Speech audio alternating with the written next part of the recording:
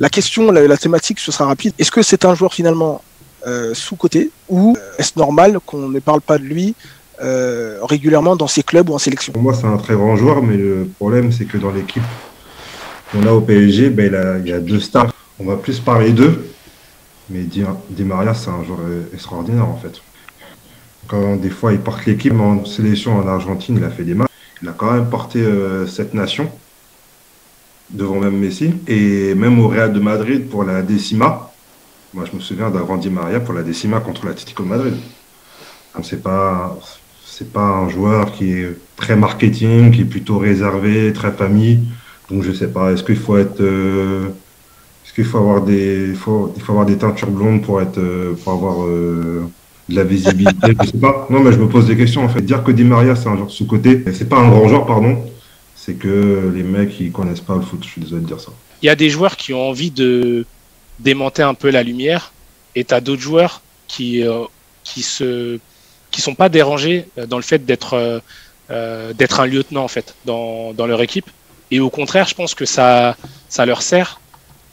Si on prend le cas de Di Maria, au final, c'est un joueur qui a joué avec, qui a eu la chance, par exemple, dans la génération qu'on connaît, d'avoir joué avec Cristiano, d'avoir joué avec Messi.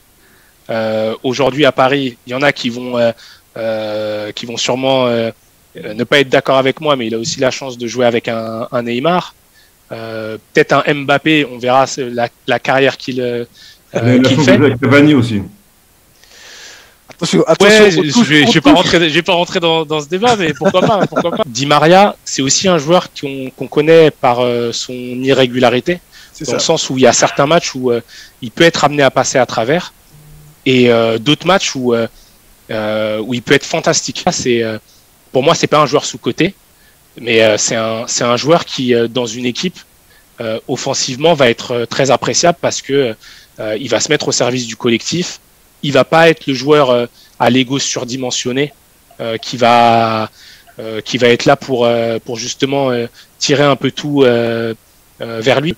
Dans un collectif, avoir un joueur comme ça qui peut être aussi décisif, c'est une clé. Je suis obligé de faire plaisir aux enfants et à nous en fait des trentenaires nostalgiques.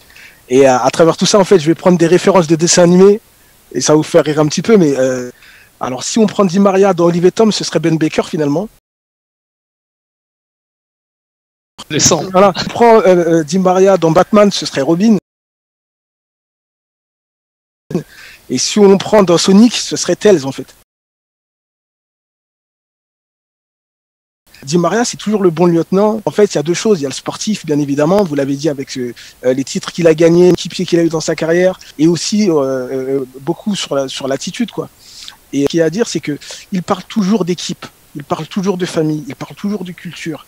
Et il a toujours mis en avant dans les interviews d'après-match, dans son discours, c'est toujours mettre en avant le joueur phare de son équipe, Messi, Ronaldo, Cavani, etc. Et lui, c'est toujours le bonheur avant lui. Et c'est ça qui est extraordinaire avec Di Maria. Dans chaque club où il est passé, finalement, il a toujours été Robin. Toujours. Et malgré ça, il a une célébration. Il a la célébration du petit. Comme ça, là. Célébration du petit qui court avec son petit cœur. Mais quand les petits prennent le ballon et ils marquent un but, c'est pas Di Maria qu'ils vont imiter. Hein. Ils vont imiter le signe de Ronaldo. Ils vont imiter les coiffures de Neymar, les excentricités. Mais jamais Di Maria. C'est que finalement, Di Maria, c'est quoi? C'est le footeux des années 90. C'est celui qu'on a toujours aimé. Après lui, après des joueurs comme Di Maria, ces joueurs-là n'existeront plus. Et pour moi, c'est la transition, c'est un joueur qui fait la transition entre l'ancien football qu'on a adoré et le football moderne d'aujourd'hui, 2021. Oh là là, quelle déclaration d'amour. Saludo Sanrel. Ce que j'ai entendu, pour moi, c'est des réponses en fait qui sont bonnes en soi, mais qui sont à côté de la plaque par rapport à la question. Sans cœur. La question, c'est Angel Di Maria est-il un joueur sous-coté?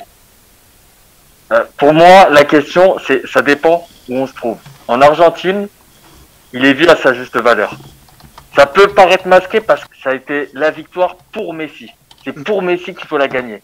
Ça veut pas dire que c'est que Messi qui l'a gagné. En Argentine, pendant longtemps, on a tapé sur Messi en utilisant Di Maria. En disant qu'il était plus régulier, plus décisif, Il a loupé pas mal de finales. Pour beaucoup de finales, on a dit ouais, mais il n'y avait pas Di Maria. Donc ils le connaissent à sa juste valeur. Comme le gars, il a un peu la tête de Big Flo et Oli.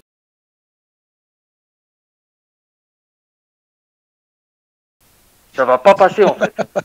Ça va juste pas passer. Tu parlais de teintures blondes, mais c'est complètement ça. Du coup, une vision en Argentine fait que il est pas sous-coté, il est aimé à sa juste valeur. Mais nous, on se demande s'il est sous-coté parce qu'on vit en France et on vit en Île-de-France. Et c'est là où on voit cette vision-là en disant, mais tiens, on parle moins de Di Maria que des deux autres, comme tu t'as dit, Joe Macossa, que de Neymar ou que de Mbappé. Et ben pourtant, moi je vous le dis, on parlait de son irrégularité, mais Di Maria est plus régulier que Neymar. On lui reproche un truc qu'on ne reproche pas à l'autre, mais pour quelle raison? Parce que les gens, c'est des Neymar sexuels. Neymar, on lui a reproché son irrégularité quand même. Mais on va toujours parler de Neymar et de Mbappé. Et pourquoi? Parce que on va parler du pays, la France, pour pas vous blesser les Parisiens fragiles.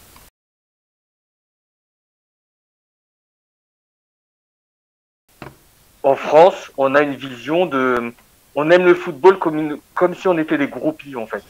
On est des groupies, on aime certains joueurs avant tout pour leur vie, pour ce qu'ils postent sur Instagram, pour les à côté. Mais quand on aime le football, et moi j'aime le football, j'aime pas le PSG spécialement, mais je peux vous dire que Di Maria, c'est un régal à avoir joué. Et je vais vous dire les choses honnêtement, plus que les deux autres au PSG d'ailleurs. C'est vraiment un régal pour la Ligue 1 d'avoir un joueur comme lui. Il était dans le top 3 des joueurs les mieux payés à Paris avant d'accepter une baisse de salaire sur sa prolongation au mois de mars. Là, il est dans le top 5. Donc je pense que ça met aussi la valeur d'un joueur à mon avis. Ça se regarde clairement.